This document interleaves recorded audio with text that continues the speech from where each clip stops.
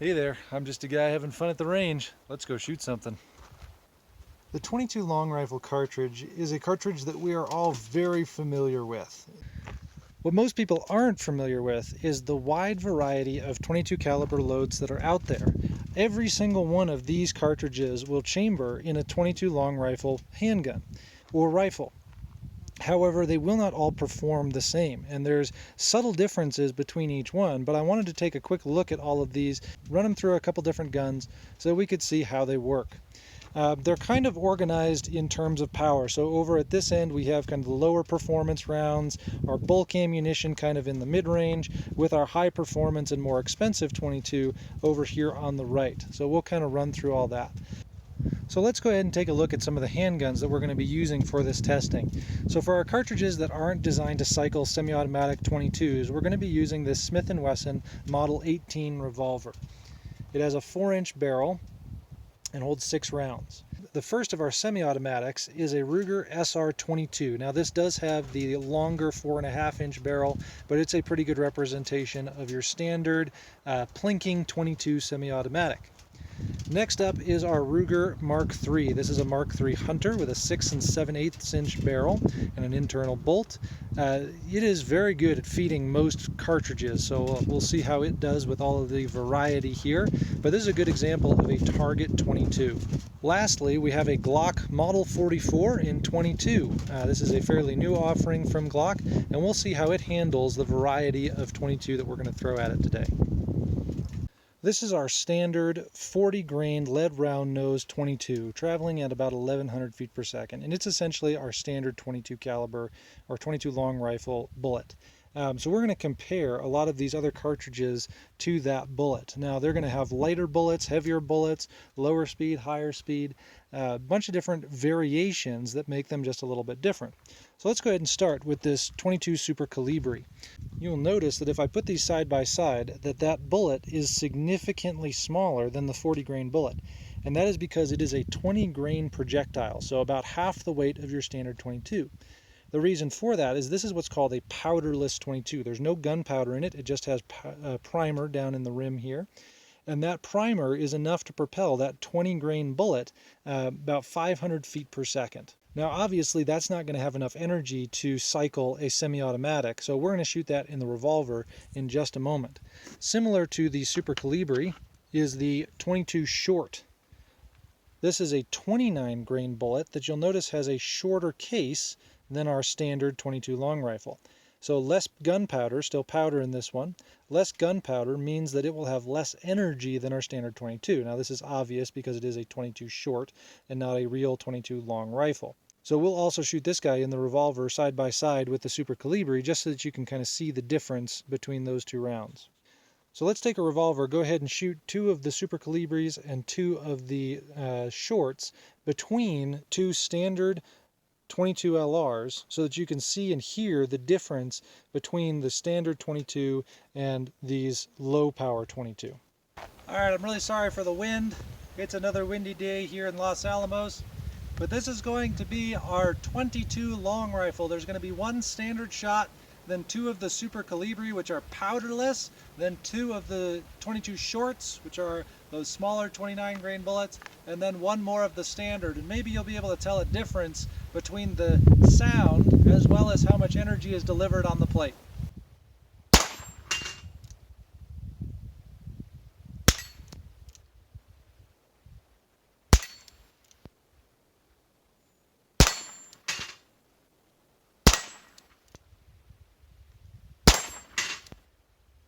Alright, so now let's move on to some 22 long rifle bullets that are actually closer to our standard 40 grain 22. Now these next few are all considered subsonic rounds. So I have here a 22 subsonic hollow point. This is a 38 grain bullet, so a little bit lighter than standard, and traveling at 1,000 feet per second, which makes it significantly lower energy than our standard 40 grain 22. So we'll see if that'll actually cycle in any of our 3 firearms. Alright, this is the subsonic hollow point.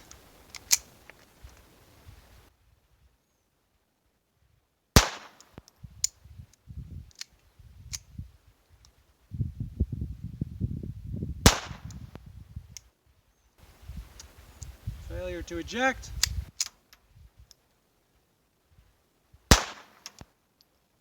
Help if I could hit something. Failure to feed.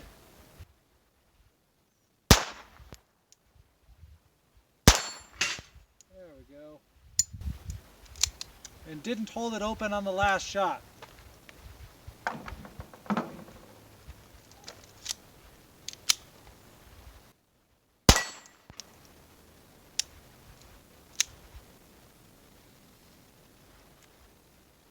That one, the primer didn't go off.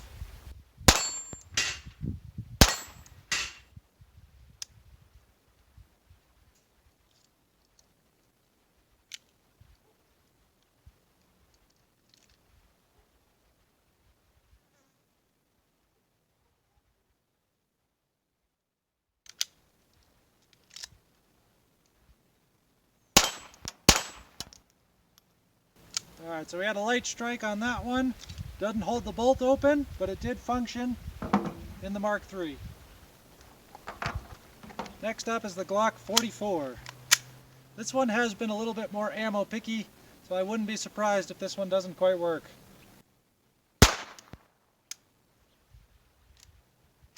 Failure to eject.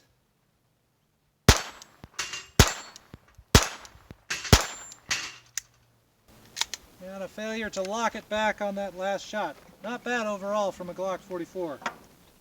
Next up is our Winchester M22 Subsonic, another subsonic offering, but this time with a heavier 45 grain bullet, still traveling subsonic, so around 950, 970 feet per second. Let's see if that'll cycle in any of our firearms. Next up, these are the Winchester M22s Subsonic.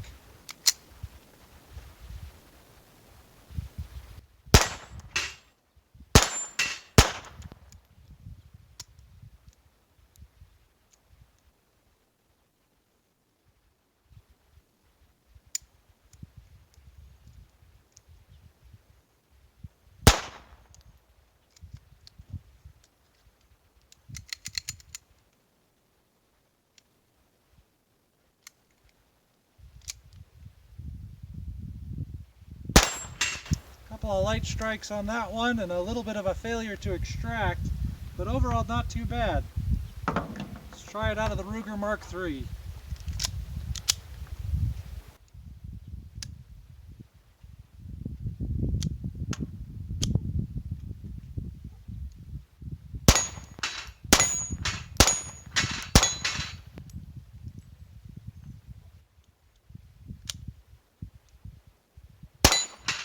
Even got a 2-for-1 on that one, but ran flawlessly through the Mark III. Next up, let's try the Glock 44.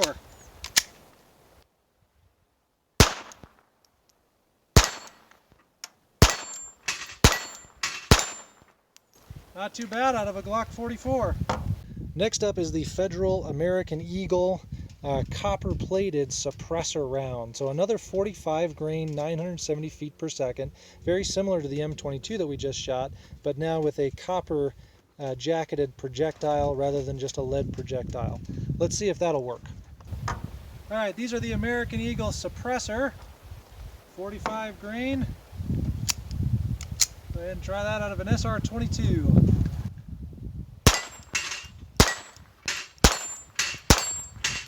Bad.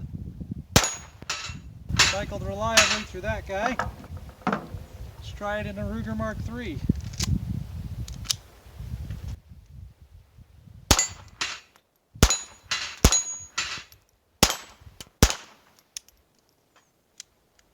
Didn't hold the bolt open on the last shot, but other than that, worked pretty flawlessly. Alright, the Glock 44, 45 grain suppressor.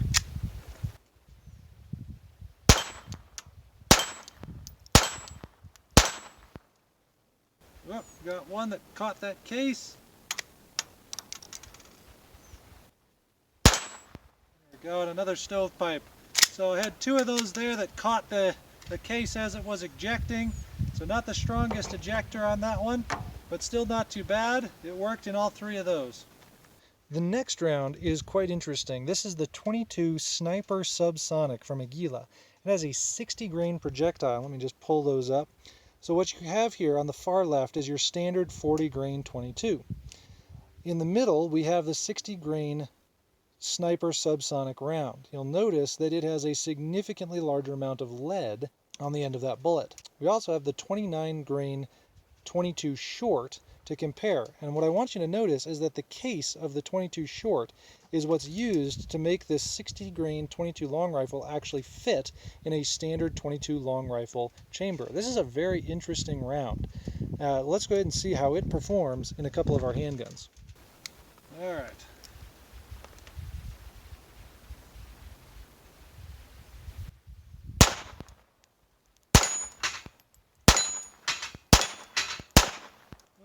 I missed a couple there, but you could tell they're knocking down those plates with a lot more energy, and that's really because they have so much more mass to kind of flatten out. They don't deflect as much. They knock those plates down pretty nicely. Let's try it out of a Ruger Mark III.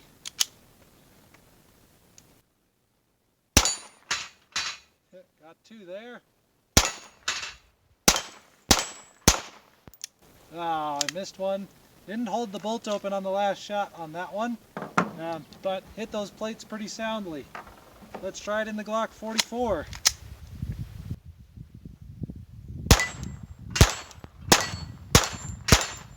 Not too bad. Flawlessly running, even knocked down. It didn't hit that last plate as cleanly as I'd like to, but those were pretty good.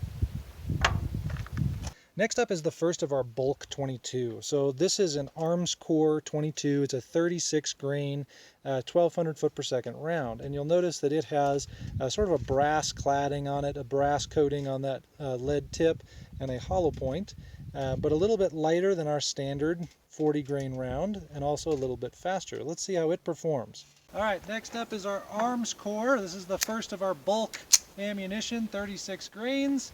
Let's see how this one does.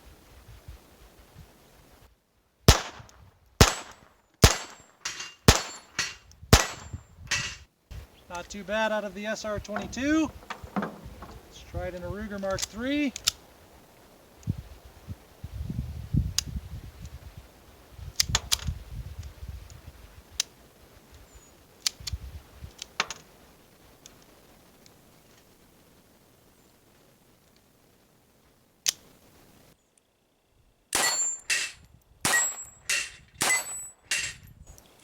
All right, I had 2 out of 3.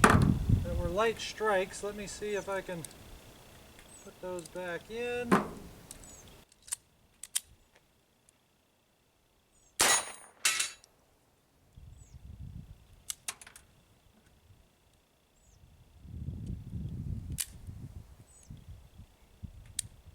Nope. So I have one. Yeah, I've hit it twice. Pretty soundly. There's good marks. Yeah.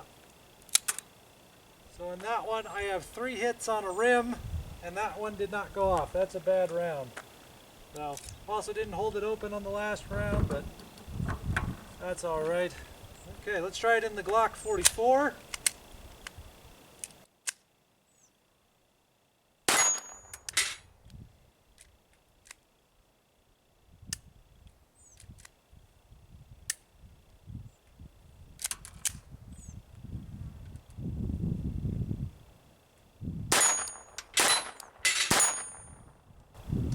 Failure to eject. Let's try this one. This one got hit a couple times but didn't go off. There it goes. Failure to eject. Failure to hold the slide open. So a little bit weaker on that one. Next up is our Federal Champion. This is what I think of when I think of bulk 22. It's a copper-plated 36 grain hollow point traveling at about 1200 feet per second. So it's kind of what I think of when I think of a 22 caliber cartridge. However, it is a little bit lighter than your 40 grain standard projectile. It does have the copper coating as opposed to just being a lead round nose. And it is a little bit higher velocity than a standard 22 long rifle. Next up is our Federal Champion 22. Let's see how it runs.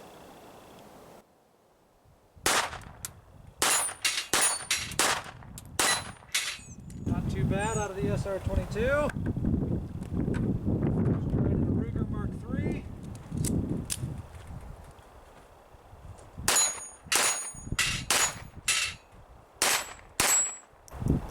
bad. Even held the bolt open on the last shot. Glock 44.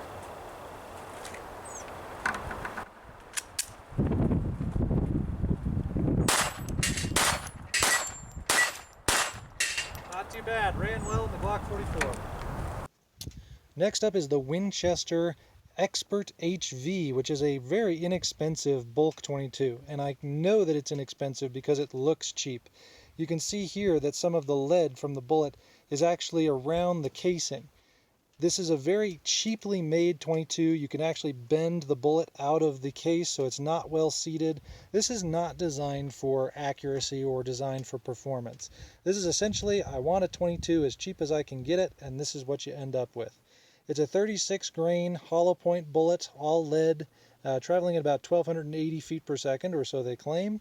And it's kind of an interesting one. If your 22 firearm has any sort of a steep feed ramp, it is not going to work with this ammo. Let's see how it works in our test firearms.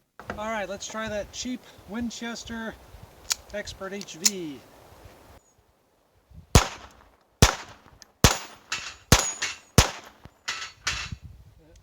Not too bad there, worked flawlessly in the SR22. Let's try it in the Mark III.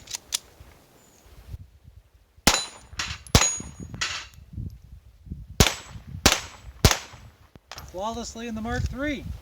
And now the Glock 44.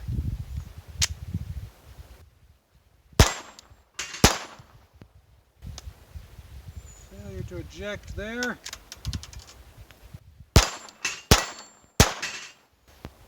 A bit of a stovepipe.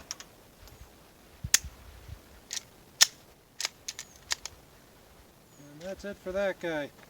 So a little bit of issues with the 44. Usually I have a lot more issues with that one. It works fairly well in the SR22, so I shoot it almost exclusively in the SR22. Usually it gives me issues in the other ones. Today's a good day for 22 apparently. Alright, here's another bulk offering. This is Remington Thunderbolt. This one's not always found in bulk. You can find it in 50 round packs as well. But it is a standard 40 grain, 1,200 feet per second 22 LR. Let's see how it works in our firearms. Alright, moving on to the Remington Thunderbolt.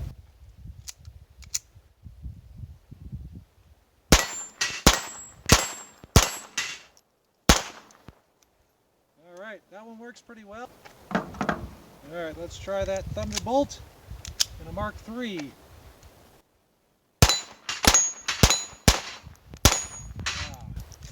Not too bad, worked flawlessly in the Mark III.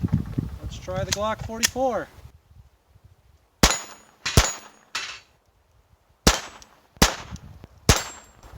Not too bad, worked flawlessly in a Glock 44. Next up is another fairly standard 22. This is a 38 grain, 1,280 feet per second, copper plated, hollow point 22. Very similar to some of the ones that we've seen recently. Let's see how it works. Moving on, this is the Aguila 38 grain hollow point, super extra hollow point. Of an SR22.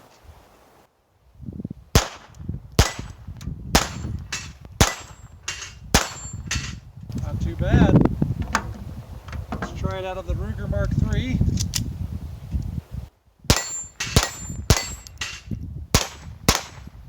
Not too bad, very reliable there. Let's try it out of a Glock 44, get some more plates up.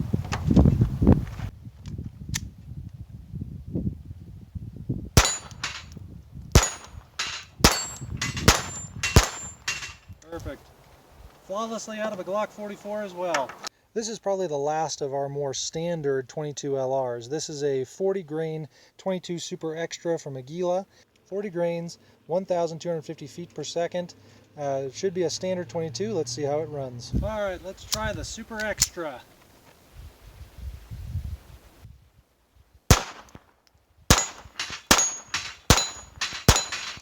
Yep, got that one as it was falling. Straight out of a Mark III.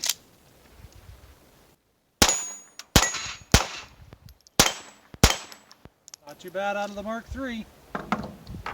Super Extra out of a Glock 44.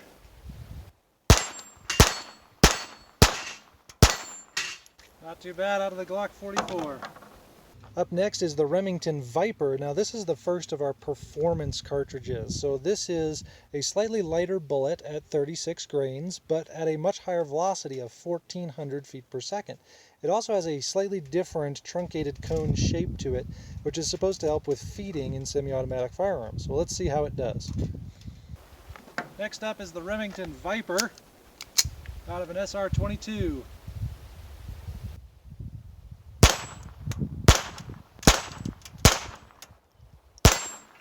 That's got a bit more power to it. Very reliable out of the SR22. Let's try it out of the Ruger Mark III.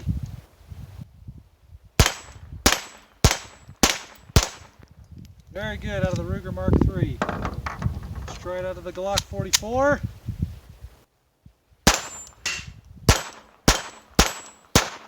Oh, one high there. Not bad at all out of a Glock 44.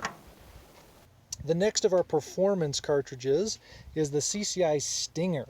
Now this is a significantly lighter bullet at 32 grains, however traveling at a significantly higher velocity of 1,640 feet per second. Now we're shooting handguns today, so we probably won't see the full velocity benefit of these, but if we were to shoot it in a rifle, we'd be able to see quite a bit of performance difference with this guy over some of the others. Next up is the CCI Stinger, one of the most popular performance 22s. Very high velocity, though out of a short barrel, I'm not going to necessarily notice it.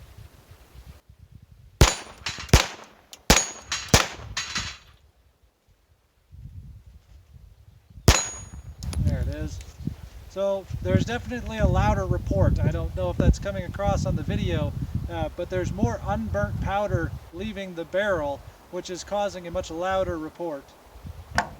Let's try that out of the slightly longer barrel of the Ruger Mark III.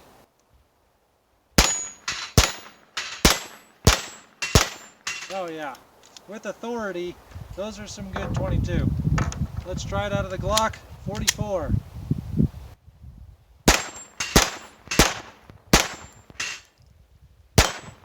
Very nice. Yeah, you can feel those a little bit more. Again, it's a 22. It's still not crazy, but you can definitely tell a difference when you're shooting these side by side. There is more energy in that Stinger. Next up is the CCI Velocitor. Back to our 40 grain standard bullet, but at a higher 1400 feet per second, similar to the Remington Viper, but with that heavier bullet. This is another performance round from CCI that you'd see a better difference out of a rifle barrel with, but let's see how it works in some handguns. Alright, next up is the CCI Velocitor out of an SR22.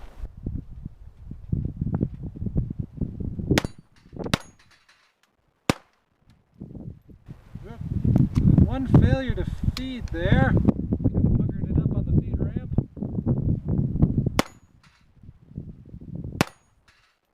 There we go. Pretty stout on that one. Let's try it out of the Ruger Mark III.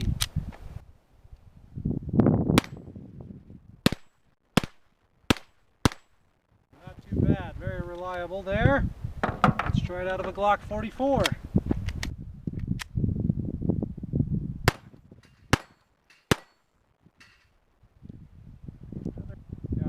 A little bit crooked.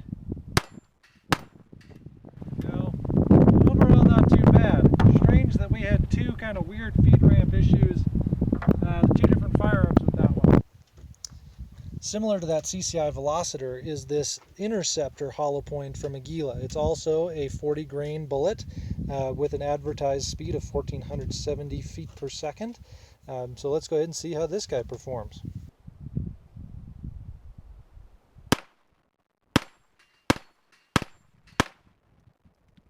Bad.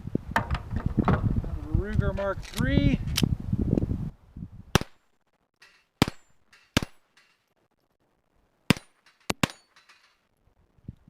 Not too bad out of the Ruger. Let's try him in the Glock 44.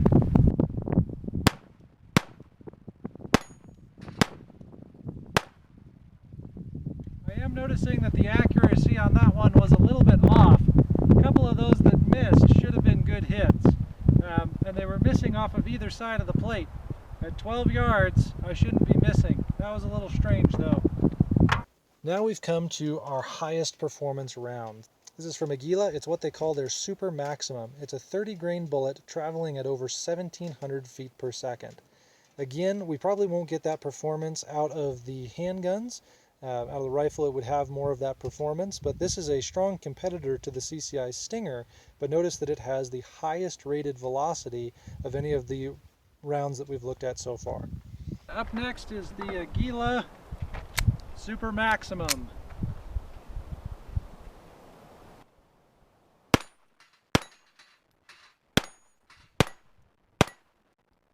Not too bad out of an SR22. Let's try it out of a Ruger Mark III.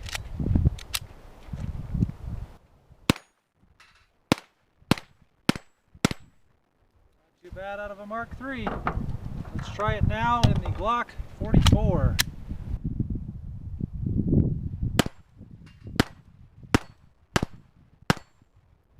So even though that one is a lighter bullet, it still has enough energy to cycle the slides on all of these different firearms. But you'll notice hitting the plates, it's just scattering that bullet rather than knocking that plate down. It's too high of a velocity for that 30 grain bullet on these particular plates. Lastly, we have a very interesting cartridge from CCI. This is a CCI Copper 22. It is an all copper bullet weighing in at only 21 grains. It's almost as light as the Super Calibres that we looked at the beginning, but this guy is packed with powder so that we can get a whopping 1,850 feet per second. Let's go ahead and see how it works in our handguns. All right, let's try out these CCI Copper 22s. 21 grain bullets, 1,800 feet per second.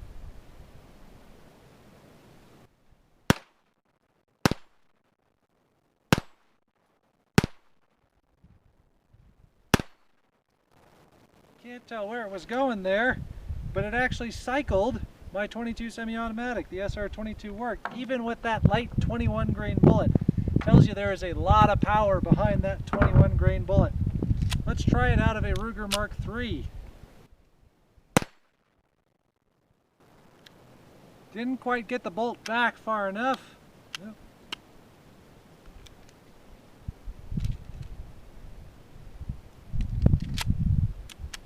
That one hung up on the feed ramp quite a bit. Took a little bit of work to get it to chamber. Let's see if the other ones do better. There we go. I've got to hit it almost right up at that top edge in order to get it to fall over. Those other ones worked okay though. So even at 1,800 feet per second, realize that we've only got a 21 grain projectile. So we are losing a little bit of the knockdown power for steel plates that we would have with a heavier bullet that's moving even at a slower velocity. Let's try it out of the Glock 44.